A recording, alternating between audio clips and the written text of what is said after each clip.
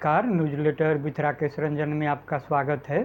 इससे पहले कि आगे बढ़ूं, मेरा आग्रह होगा कि आप इस चैनल को सब्सक्राइब ज़रूर कर लें। हाँ, देखने के बाद सुझाव से हमें ज़रूर अवगत कराएंगे। तो आज बात ब्रह्मांड के देवता और पूरी रथ यात्रा की। महाप्रभु जगन्नाथ की कृपा पर बरसती रहे, सब परिवार सानंद रहें। रथ यात्रा की शुभकामनाएं।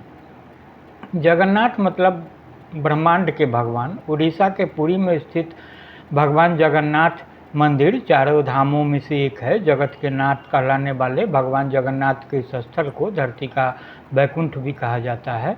वैष्णव परंपरा से जुड़े लोगों के लिए यह सबसे बड़ा तीर्थ स्थान है।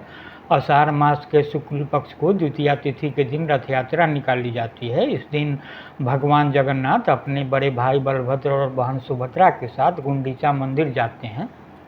कहते हैं जिस किसी भी भक्त ने रथ को छू लिया उसकी हर मनोकामनाएं पूरी हो जाती है।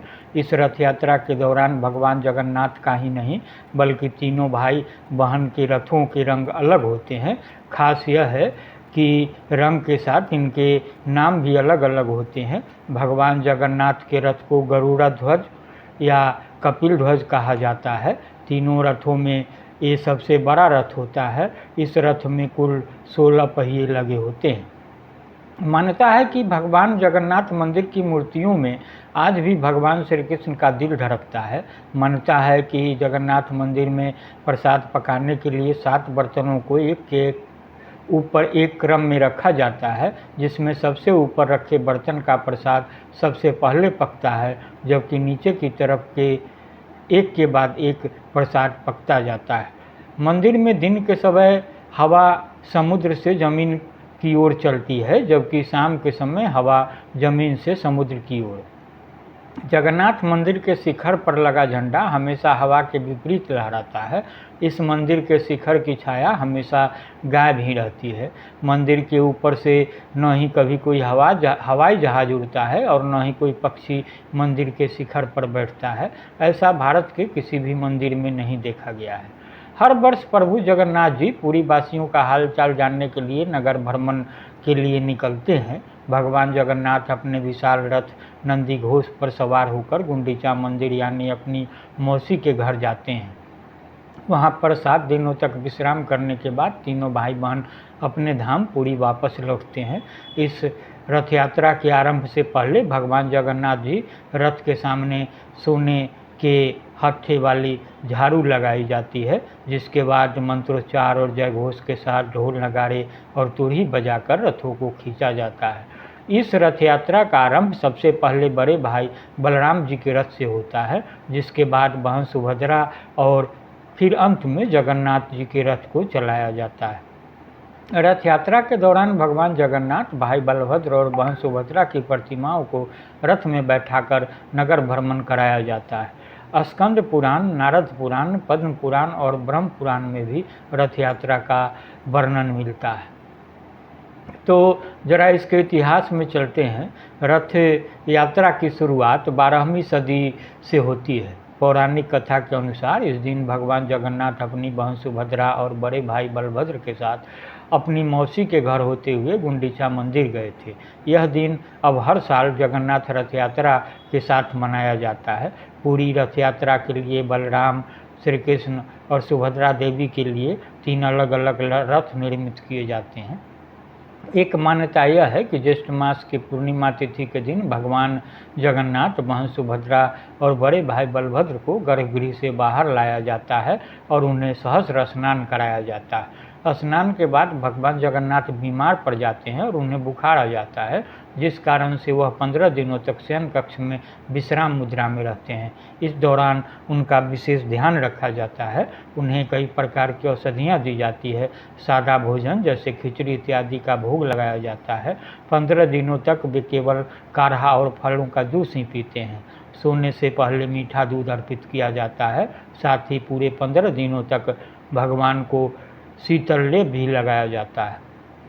इस दौरान मंदिर में न तो घंटी बजती है, न ही भगवान भक्तों को दर्शन देते हैं। वह आषाढ़ मास के शुक्ल पक्ष को द्वितीया तिथि के दिन अपने विश्राम कक्ष से बाहर निकलते हैं और इस दिन भव्य यात्रा निकाली जाती है। भगवान रथ के भगवान जगन्नाथ के रथ के घोड़ों का नाम शक्र, शंख, बलाहक, श्वेत एवं हरिदासव है। इनका रंग सफ़ेद होता है। रथ के रक्षक पक्षीराज गरुड़ हैं। रथ की ध्वजा यानी झंडा त्रिलोक्य वाहिनी कहलाता है। रथ को जिस रस्सी से खींचा जाता है वह शंखचूर नाम से जानी जाती है। भगवान जगन्नाथ को मूर्ति में हाथ और पैर के पंजे नहीं होते। मानता है कि मालवा नरेश इंद्रद्युम्न जो भगवान विष्णु के बड़े भक्त थे, उनके सपनों में आकर खुद से ही हरि ने उन्हें मूर्ति बनवाने को कहा था। माना यह भी जाता है कि शिल्पकार विश्वकर्मा जब मूर्ति बना रहे थे तब राजा के सामने शर्त रखी कि वह दरवाज़ा बंद करके मूर्ति बनाएंगे और मूर्ति बनने तक वह दरवाज़ा नहीं खोलेंगे, और यदि मूर्ति बनने से पहले दरवाज़ा खोला गया तो वह मूर्ति बनाना छोड़ देंगे। राजा ने तब तो बात मान ली, लेकिन एक दिन राजा ने दरवाजे खोल दिए तब विश्वकर्मा अपने शर्त के अनुसार वहाँ से गायब हो गए और भगवान जगन्नाथ, बलभद्र और सुभद्रा की मूर्ति अधूरी रह गई। हर 12 साल बाद भगवान जगन्नाथ, बलभद्र और उनकी बहन सुभद्रा की मूर्तियों को बदला जाता है। जब भी इन मूर्तियों को बदला जाता है उस समय पूरे शहर की बिजली बंद कर दी जाती है। इस दौरान मंदिर के आसपास पूरा अंधेरा कर दिया जाता है। मंदिर की सुरक्षा CRPF के हवाले कर दी जाती है। किसी का भी मंदिर में प्रवेश वर्जित होता है। इन मूर्तियों को बदलने के लिए एक पुजारी को मंदिर में जाने की अनुमति होती है। मूर्तियाँ बदलते समय पुजारी के हाथों में दस्ताने होते हैं और आँखों पर पट्टी बंधी होती है ताकि वह भी मूर्तियों को न देख सके। मूर्तियाँ बदलने के आखिर में सबसे अहम होता है ब्रह्म पदार्थ को पुरानी मूर्ति से नई में डालना। जब मूर्तियाँ बदली जाती है तब सब कुछ नया होता है, लेकिन जो नहीं बदलता है वह है ब्रह्म पदार्थ। ब्रह्म पदार्थ कुछ और नहीं बल्कि भगवान श्री कृष्ण का हृदय है। आज तक जिस भी पुजारी ने ब्रह्म पदार्थ को भगवान जगन्नाथ के पुराने विग्रह से नए विग्रह में स्थापित किया, उन्होंने बताया कि उस दौरान अलग ही अनुभव होता है। कुछ उछलता हुआ सा महसूस होता है। पुजारियों ने कभी इसे देखा नहीं, लेकिन उनका कहना है कि यह एक खरगोश जैसा लगता है जो उछल रहा होता है। यह हिंदुओं के लिए सबसे प्रतिष्ठित तीर्थ स्थल है और बद्रीनाथ, द्वारका और रामेश्वरम के साथ पवित्र 4 धाम यात्रा में शामिल है। तो आज इतना ही। नमस्कार।